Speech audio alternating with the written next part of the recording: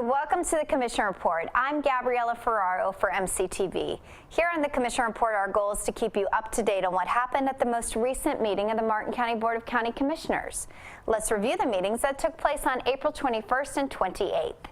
At their April 21st meeting, commissioners awarded a $98,000 contract to a consultant to explore the potential consolidation of county and city fire services. You'll recall the county and city of Stuart are looking into the potential cost savings in the long-discussed merger. In about 8 months, the consultant will make recommendations to the board regarding the consolidation structure, operations, and financing. Commissioners delved into the 2016 Capital Improvement Plan. The plan identifies infrastructure needs that are required to accommodate the county's population during the next 10 years. Commissioners learned about revenue trends, unfunded needs, and alternative revenue sources. Over the next several hours, the affected county departments presented their improvement proposals. Commissioners tentatively approved the projects presented by the airport, which include repaving and striping of the runway at Witham Field and upgrading tower and radio equipment. Next, the Community Development Department presented their proposed capital projects for 2016. Commissioners tentatively removed the Map Road Stormwater Project in Old Palm City and the Bridge Road Improvement Project in the Hope Sound CRA. Finally, the Fire Rescue Department presented their major projects for 2016, which include vehicle and equipment replacements and design and construction of new headquarters for Ocean Rescue, which was ruined in the 2004 hurricanes. Departments will continue to present their capital improvement projects on May 12th. Final approval of the capital improvement plan takes place at a public budget hearing in September.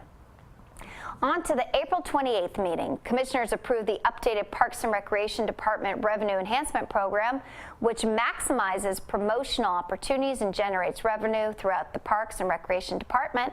The program uses many mechanisms such as in-kind exchange programs, sponsorships, and contractual and performance contracts to increase revenue and reduce operating costs at all county parks, including Sailfish Splashwater Park. And these agreements have been shown to generate positive economic impact for the county. Martin County Sheriff William Snyder joined park staff to make a presentation on criminal activity becoming problematic at some of the county's public beaches and causeway parks. The Sheriff's Office reported they have responded to hundreds of calls over the last several months to disturbances at Jensen Beach, Jensen Causeway Park, Stewart Beach, and Hope Sound Beach. These activities have negative impacts on these facilities, tourism, safety, the environment, and the overall image of Martin County as a family-friendly place. The Parks Department presented the benefits of a beach parking program to reduce crime activities.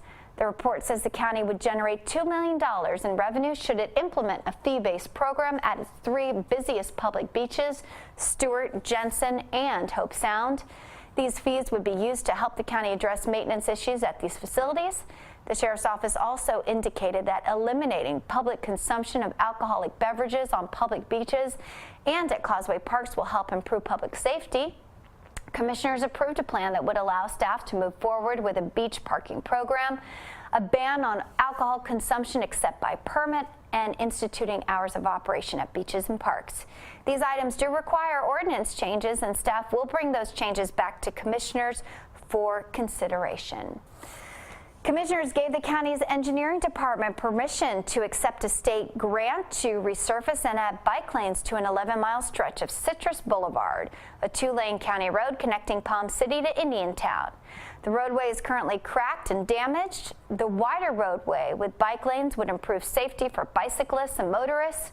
75% of the $3.3 million project will be funded by the grant. The county will pay for the remaining 25% of the cost, or $831,000. The project should be complete by June 2017. And commissioners went into workshop mode to discuss current code enforcement after they expressed concerns and issues with the Code Enforcement Division and their processes and practices. Commissioners learned the division is very productive and successful. It investigated 7,000 code enforcement complaints last year, of which 4,600 resulted in code enforcement action, which could result in fines or a lien on the property.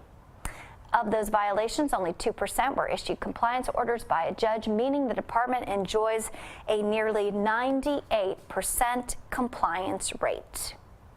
and reconvening. As the Community Redevelopment Agency, commissioners heard a quarterly update on activities within the county's 7 community redevelopment areas. The agency approved a $40,000 stormwater project for Bonita Street and Golden Gate near the House of Hope.